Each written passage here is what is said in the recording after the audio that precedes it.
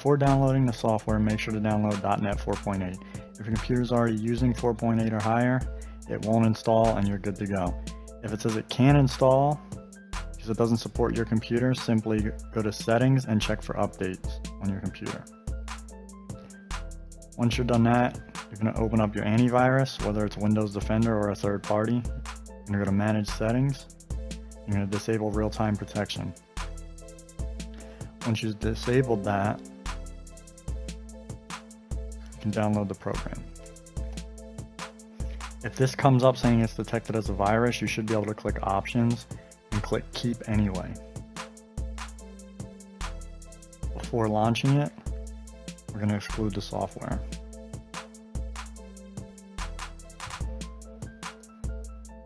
Navigate to this PC, select your Windows drive, Program Files, select the whole folder. Done. At that point, you can turn your antivirus back on, and now we're going to allow it through our PC firewall. We're going to head over to System and Security in the Control Panel. Allow an app through Windows Firewall. Simply click Change Settings. Allow another app. Browse. This PC. Windows Drive. Program Files. Open the folder and choose the application. And you're going to click Add. And make sure there's a check mark in Private and Public and click OK. Now you're good to launch the software. For this part of the video, we're going to show you how to set up Octosniff wirelessly.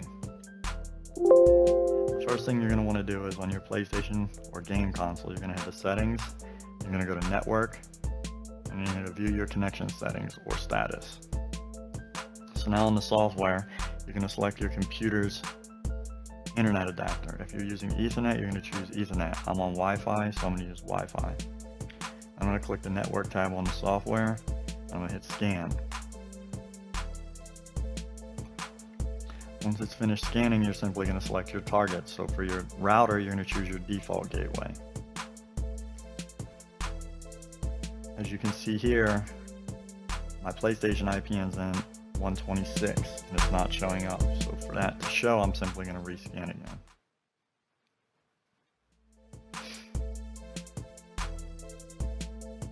If it doesn't show after rescanning, or if this router IP doesn't show, you can always add it manually. So once you've selected both your targets, we're going to test this out on a PlayStation Party Chat. So the first thing you're going to do is you're going to click Settings, Game Filters, and make sure the PlayStation Party Chat filters are enabled. Then you're going to click the Filtered Games tab,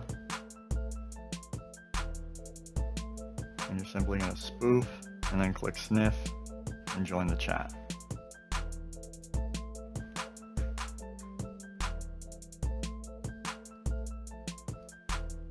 Tested it out on Party Chat. We're going to test out PSN decryption on GTA. Once you've grabbed all the players in the lobby, simply stop spoofing, stop sniffing. Simply going to enter your gamer tag,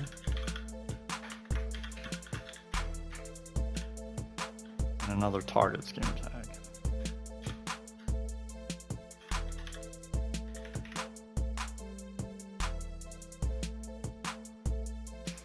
As you can see, these ones have stars next to them. That means it's from the Resolver database.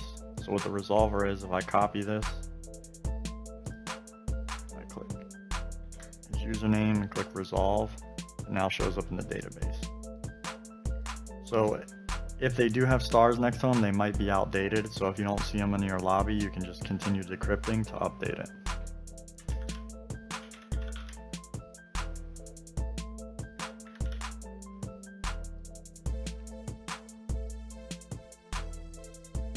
As you can see, this guy's still in the lobby,